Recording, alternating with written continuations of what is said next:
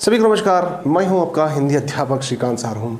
चलिए बच्चों, इस वीडियो में हम देखने वाले हैं जो श्रम करता है, जो परिश्रम करता है अपने जीवन बिताने के लिए और लोगों को सुख देने के लिए, वे किस किस के अधिकार होते हैं, तो उसके बारे में आज हम जानकारी प्राप्त करेंगे।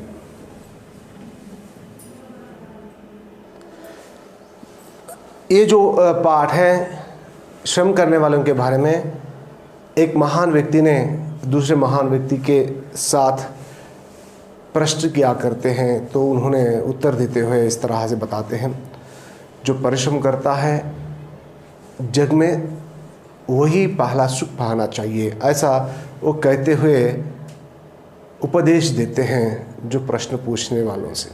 तो ये बात हुई थी, आज उसी के बारे में जानकारी प्राप्त करने के लिए प्रयास करेंगे। पहला पाठ का नाम मैं बोर्ड पर लिखूंगा, वही शीर्षक हम कहते हैं।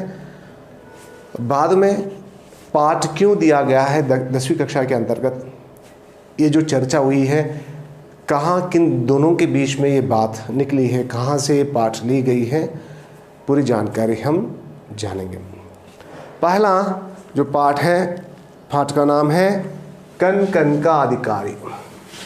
चौथा पाठ है 10वीं कक्षा के अंतर्गत, कन कन का अधिकारी। कन कन का अधिकारी जो पाठ है 10वीं कक्षा के अंतर्गत दी गई पाठ है। ये पाठ का जो कवि है डॉक्टर रामधारी सिंह दिनकर है। इस पाठ का जो कवि है, क्योंकि एक कविता पाठ है। कैसा पाठ है बेटा ये?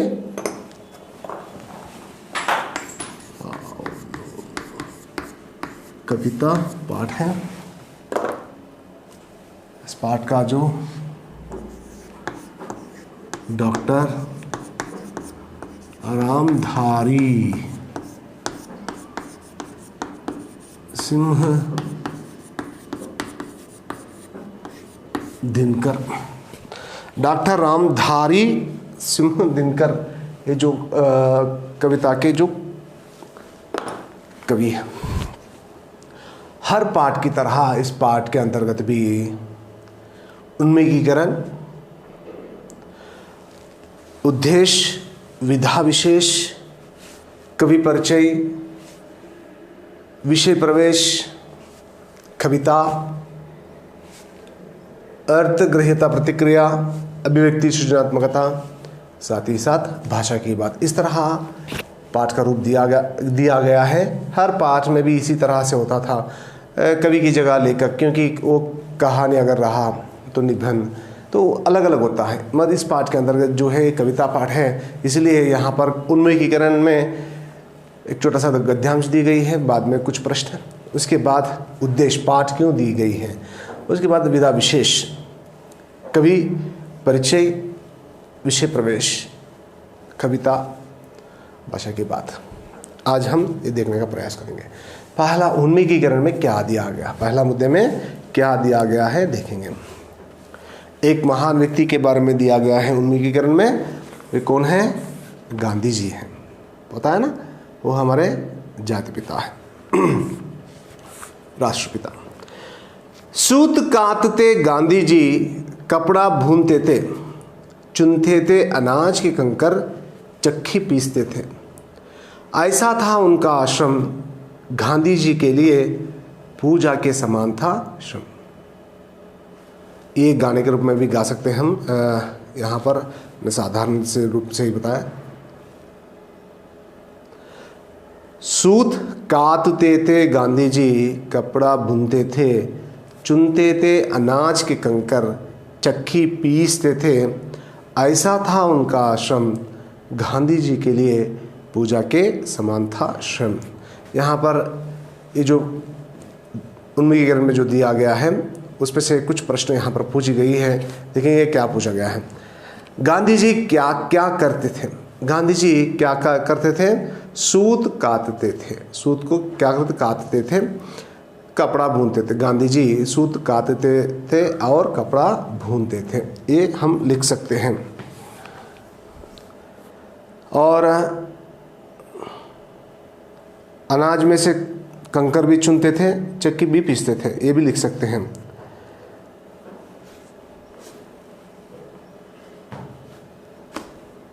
तो इस तरह से लिख सकते हैं हम। क्या लिख सकते हैं? गांधी जी सूत काट कर कपड़ा भूनते थे, अनाज में से कंकर चुनकर चक्की पीसते थे। ऐसा भी एक वाक्य का सही निर्माण कर सकते हैं। फिर एक बार मैं बता रहा हूँ, गांधी जी क्या क्या करते थे? गांधी जी सूत काट कर कपड़ा भूनते थे, अल्प विराम, अनाज में से कंकड़ या कंकर चुनकर चक्की पीसते थे। दूसरा प्रश्न, गांधी जी के अनुसार पूजनीय क्या है? गांधी जी के अनुसार पूजनीय श्रम है, परिश्रम है। गांधी जी के अनुसार पूजनीय परिश्रम है। हमारे जीवन में श्रम का क्या महत्व है? हमारे जीवन में श्रम का क्या महत्व है? हमारे जीवन में देखिए, जो श्रम करता है वही सफलता प्राप्त कर सकते हैं, वही बताया जाना चाहिए यहाँ पर। हमारे जीवन में श्रम का बड़ा महत्व है। हमारे जीवन में श्रम का बड़ा महत्व है, क्योंकि श्रम से ही सब कुछ हो सकता है।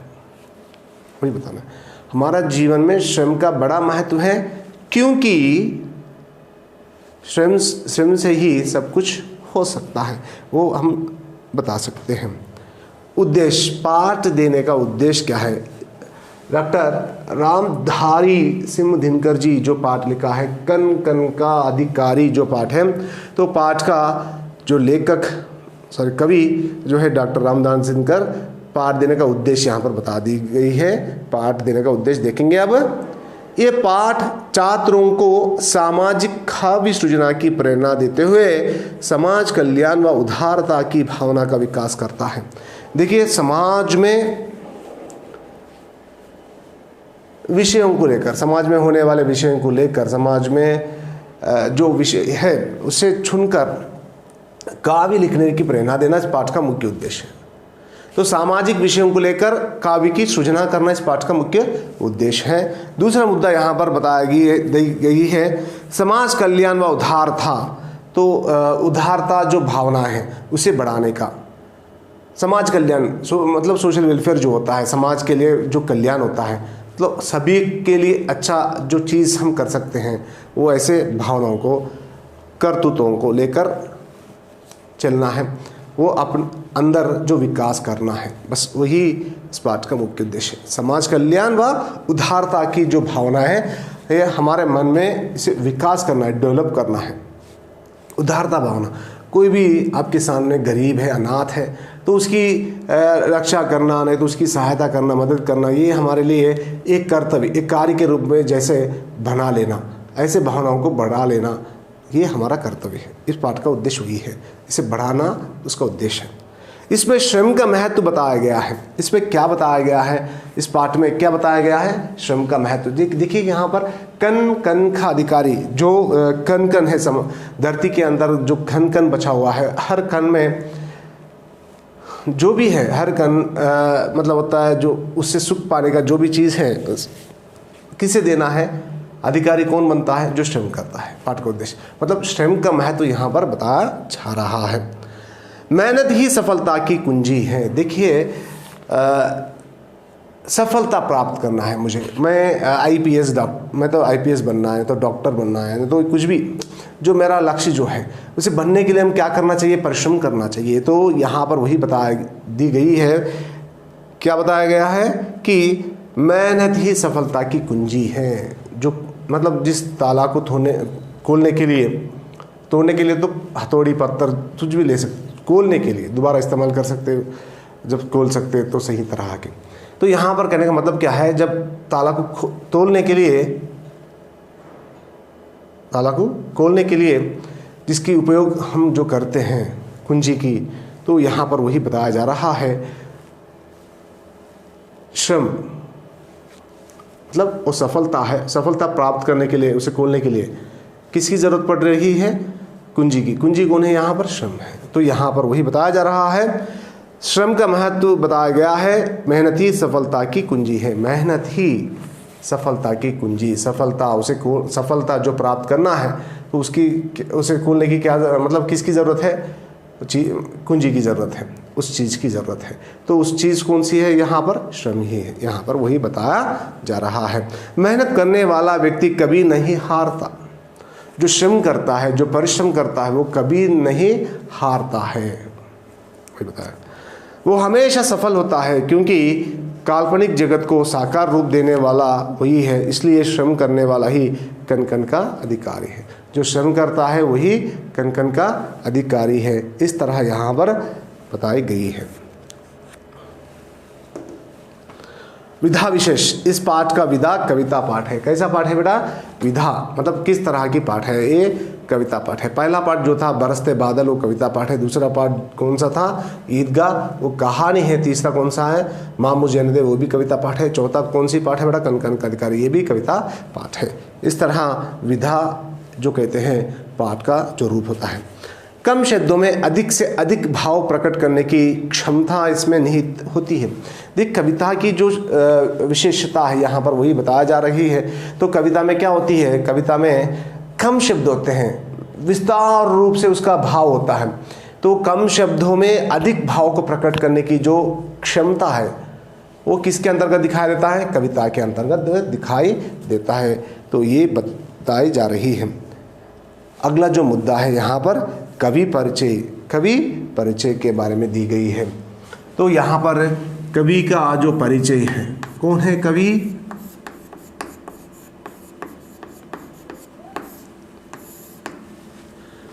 हर कवि का जो जन्म होता है और साथ ही साथ क्या होता है? मृत्यु।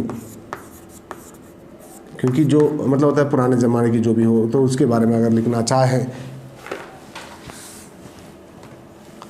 निधन लिखेंगे। क्योंकि मैंने इस तरह से लिखने की कोशिश की थी आप लोगों के लिए, तो निधन क्यों मैंने लिखा बता दूंगा आप लोगों को। ये जो होता है जीवन काल कहते से, क्या कहते हैं बेटा? जीवन काल कहते हैं। तो ये जो जीवन काल है यहाँ पर जन्म से लेकर मृत्यु तक, जन्म से लेकर निधन तक, तो हमारे पाठ्यपुस्तक में ज़्यादा निधन की प्रयोग हुई थी। तो बच्चे क्या करते यहाँ पर कंफ्यूज हो जा रहे हैं, तो इसीलिए मैंने उसे निकाल दिया था। ये चोटी हुई की मात्रा है मृत्यु, इस तरह से ध्यान में रख लीजिए। आपको थोड़ा कन्फ्यूजन हो रहे हैं, इसलिए मैंने वो लिख दिया। निधन पाठ्यपुस्तक में वही दिया गया है, तो देखेंगे। तो यहाँ पर इनका निधन दिया गया है। देखिए यहाँ पर किसके बारे में बातचीत हो रही है? रामधारी सिंह दिनकर। हर व्यक्ति का यही होता है, रचनाएं, सम्मान, तो ये जो बातें होती हैं। तो हम देखिए यहाँ पर एक अंक, दूसरा मुद्दे के लिए दूसरा अंक, या तीसरा मुद्दे के लिए तीसरा अंक, जो मतलब होता है एक अंक हमें प्राप्त हो सकती है परीक्षा में अगर पूछी गई इसके बारे में, महान व्यक्ति के बारे में, जन्म, इनका जन्म, तो ये अंत में लिखेंगे। तो पहला मैंने यहाँ पर दे दिया क्योंकि ये जीवन काल के रूप में ले रहा हूँ। उनके बाद जो है उनकी रचनाएं, क्या कौन कौन सी रचना इन्होंने किया है, और सम्मान, कौन से पुरस्कार से सम्मानित किया, मतलब कौन सी शब्द से इन्हें सम्मानित किया गया है, ये यहाँ पर हम ले सकते हैं। इससे क्या होता है, हमें परीक्षा में 4 अंक तो प्राप्त हो सकती है आसानी से। तो इस कारण मैंने ये जो मुद्दे होते हैं हर एक कवि के और लेखक के बारे में हम इस तरह ले सकते हैं, लिख सकते भी हैं। चलिए बच्चों पाठ की ओर। तो यहाँ पर जो हो रही है डॉक्टर रामधारी सिंह दिनकर जी के बारे में यहाँ पर बात हो रही है। देखिए इनका जन्म कब हुआ है? इनका जन्म जो है 1908 में हुआ है। कब हुआ है बेटा? 1908 में इनका जन्म हुआ है। और इनकी मृत्यु जो है, निधन जो है 1974 में हुई है। तो अगर मृत्यु आई हुई लिखना है, निधन आया हुआ लिखना है, उस स्त्रीलिंग पुल्लिंग थोड़ा अंतर रहता है, इसलिए मैंने बाद में बता दूंगा, ये बता दिया था। निधन हुआ पाठ्यपुस्तक के अंतर्गत हुआ आएगा, मृत्यु अगर लिखे तो हुई बोल के लिखना है। इनकी मृत्यु, इनका निधन, इनकी मृत्यु हुई, इस तरह से आती है। तो इसलिए मैंने आपके पाठ्य पुस्तक में निधन है तो आप लोग कन्फ्यूज़न ना होने मतलब होता है हो जाते हैं, निधन हुई इस तरह से लिख देते, तो इस कारण मैंने ये ले लिया था। हाँ, और इन्हें रामधारी सिंह दिनकर हिंदी के प्रसिद्ध कवियों में से एक है, ऐसा भी ले सकते हैं, राष्ट्र कवि भी कहते हैं, ज्ञानपीठ पुरस्कार सम्मानित, ये पूरे ले लेंगे। यहाँ पर मैं बता देता हूँ फटाफट, इनकी रचनाएं उर्वशी ले लेंगे यहाँ पर, उर्वशी और ज्ञानपीठ पुरस्कार। इसके बाद और एक भी है, वो क्या है, इस पाठ से अनुसार अगर देखा गया कुरुक्षेत्र, तो ये भी हम ले सकते हैं कुरुक्षेत्र, क्योंकि ये पाठ से संबंधित है, मैंने ले लिया, ऐसे लिख दिया मैंने। और भी ले सकते हैं, बहुत सारे हैं इनके, वो अब हम देखेंगे। डॉक्टर रामधारी सिंह दिनकर हिंदी के प्रसिद्ध कवियों में से एक है। डॉक्टर रामधारी सिंह दिनकर हिंदी के प्रसिद्ध कवियों में से एक है। उनका जन्म सन 1908 में बिहार के मुंगेर में हुआ। देखिए कब हुआ है इनका जन्म, जो है 1908 में बिहार जो प्रांत है उस प्रांत में मुंगेर नामक एक प्रांत में इनका जन्म हुआ है। बिहार के मुंगेर में इनका जन्म हुआ है। किनका जन्म? डॉक्टर रामधारी सिंह दिनकर। ये हिंदी कवियों में से प्रमुख कवि माना जाता है। तथा निधन सन 1974 में हुआ। निधन आया इसलिए हुआ, निधन 1974 में हुआ। इन्हें हिंदी का राष्ट्र कवि भी कहा जाता है। देखिए राष्ट्र कवि किन्हें कहा जाता है? डॉक्टर रामधारी सिंह दिनकर जी को राष्ट्र कवि कहते हैं। तो ये भी ध्यान में रखने वाली बात है, ये भी रख लीजिए आप लोग। इन्हें क्या कहते हैं? राष्ट्र कवि भी कहते हैं। उर्वशी जो यहां पर मैंने लिखा, उर्वशी कृति के लिए इन्हें ज्ञानपीठ पुरस्कार से सम्मानित। उर्वशी कृति के लिए कौन सी पुरस्कार से सम्मानित किया गया है? ज्ञानपीठ पुरस्कार से सम्मानित किया गया है। रेणुका, कुरुक्षेत्र, रश्मर्थी, परशुराम की प्रतीक्षा, रसवंती आदि इनकी प्रमुख रचनाएं हैं, इस पाठ के अंतर्गत दी गई हैं। ये था किन के बारे में? डॉक्टर रामधारी सिंह दिनकर जी के बारे में, जो मैंने बोर्ड पर लिखा है। देखिए आप लोग, मैंने छोटे छोटे पदों के रूप में लिखा हूँ। क्यों? कारण एक ही है कि परीक्षा में अगर पूछा गया तो ये बोर्ड आपके ध्यान में आ जाएगा और आप लोग आराम से लिख सकते भी हैं। मैं एक पूरा कवि परिचय बोर्ड पर लिखूंगा बेटा। पहला ये जो मुद्दे मैंने बोर्ड पर लिया हूँ उसे थोड़ा गौर करते, ऑब्जर्व करते देखिए। यहाँ पर इतना ही सीखना है बस, हर कवि के बारे में बस यही शब्द सीखना है, ज़्यादा सीखने की कोई आवश्यकता नहीं है, बस यही सीखो। यहाँ पर मैं बता रहा हूँ, देखिए यहाँ पर 1908 में वाक्य का निर्माण क्या होता है और 1900 में पंत जी के बारे में, फॉर एग्जाम्पल मैं ले रहा हूँ 1977, तो यहाँ पर मैंने ले लिया। तो ये जो याद रहा आपके ध्यान में, देखिए यहाँ पर इनका जन्म 1900 में हुआ, पंत जी। वही प्रश्न दिनकर जी के बारे में अगर पूछा गया है तो 1908 में इनका जन्म 1908 में हुआ। देखिए बस ये नंबर चेंज कर रहे हैं। रामधारी सिंह दिनकर की जगह यहाँ पर पंत आया, पंत की जगह कौन आया? दिनकर जी। बस वाक्य का निर्माण वही होता है, तो इसीलिए मैंने बता रहा हूँ आप लोगों को। ये जो शब्द है यहाँ पर जो मैंने नंबर लिया है संख्या, तो ये संख्या जो होता है वाक्य का निर्माण के अंतर्गत जन्म के बाद ये इनका जन्म जो है ये लिखना है, उनका जन्म वो लिखना है, बस उसके अलावा पूरा वाक्य सेम रहेगा। तो यहाँ पर निधन, इसलिए मैंने यहाँ पर मृत्यु निकाल दिया गया क्योंकि इनका निधन जो है 1974 में हुआ, इनका मृत्यु 1977 में हुआ। ये किनका है? पंत जी का है। क्यों मैंने लिया मैं बता दूंगा आप लोगों को। रचनाएं उर्वशी, कुरुक्षेत्र और रसवंती, रश्मर्थी आदि जो हैं किनके हैं? डॉक्टर रामधारी सिंह दिनकर जी का है। इनका जो है कौन कौन से, इनका जो पंथ है, पंथ ज्ञानपीठ पुरस्कार प्राप्त हुआ था, ये चिदम्बरा, ये तो ये पंथ चिदम्बरा काव्य के लिए इन्हें ज्ञानपीठ पुरस्कार प्राप्त हुआ था।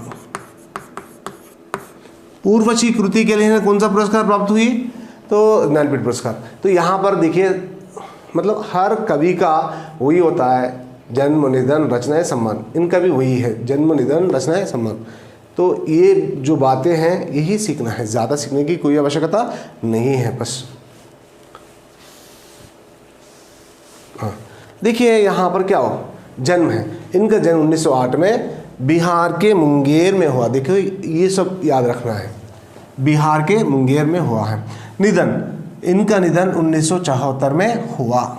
इनकी रचनाएं उर्वशी, कुरुक्षेत्र, रसवंती, रश्मर्थी, परशुराम की प्रतीक्षा आदि। अगर याद ना रहा तो दो लिख दो, रसवंती, रश्मर्थी। सम्मान जो है इन्हें उर्वशी कृति के लिए ज्ञानपीठ पुरस्कार से सम्मानित किया गया। तो ये हो गया ना 4। इन्हें राष्ट्र कवि भी कहते हैं या कहा जाता है, इन्हें राष्ट्र कवि भी कहा जाता है। 5 मुद्दे हम लिख दिए हैं, तो 5 मुद्दों के लिए कितने अंक मिलेगा, 4 अंक बराबर मिल जाएगा बिना गलतियों के। देखिए यहाँ पर जो हम लिख रहे हैं वही अन्य कवियों के बारे में लिखते समय बस उनके जो जन्म संख्या जो होती है वो अलग अलग होती है, तो उसे बदलकर वाक्य का निर्माण सही उसी तरह होता है।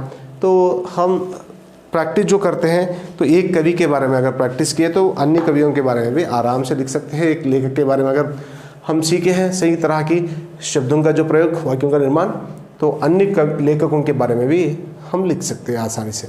बस उनके जो जन्म निधन रचनाएं सम्मान ये हमारे ध्यान में रखना है, बस ज़्यादा रखने की कोई आवश्यकता नहीं। जीवन काल, एक ही वाक्य में जीवन काल, देखिए यहाँ पर इस तरह से भी हम सीख सकते हैं। जीवन काल ये याद रखने वाली बात है, बस याद रखना है। कहाँ से तक है, 1908 से लेकर 1974 तक है। तो ये एक पॉइंट हो गया, मगर इसमें हम कितने पॉइंट लिख सकते हैं, 2 पॉइंट लिख सकते हैं। चलो ये था इस पाठ का कवि परिचय। मैं बोर्ड पर लिखकर बता दूंगा क्या क्या है, कैसे लिखना है। बस ये जो है मैं लिखने की जो पद्धति मैंने ढंग जो बताया था उसी के अनुसार लिखने का प्रयास हम अब करेंगे। दोबारा मैं इसे एक्सप्लेन भी करूंगा क्योंकि परीक्षा में ज़रूर पूछने वाली प्रश्न है। एक कौन है बेटा, डॉक्टर रामधारी सिंह दिनकर जी हैं।